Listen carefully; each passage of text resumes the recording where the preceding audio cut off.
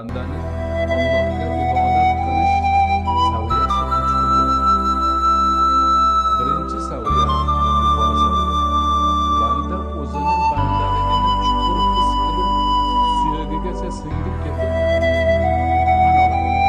man bandalik qilib yashamasam yashashimning keragi yo'q degan tushunchada bo'ladi. Ular o'z-o'zidan Allohning ibodatiga o'zini urishadi. Chunki fahmi yetgan, aqli yetgan,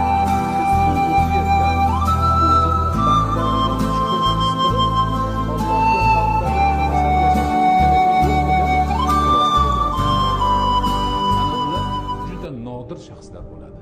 Payg'ambarlar, ularga yaqin kishilar bo'ladi va zamon o'tishi bilan ozayib boraveradi ular.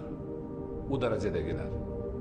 Ikkinchi darajadagilar ibodat, toat, Allohning amri hammasi go'zal narsa ekanligini tushunib yetadi.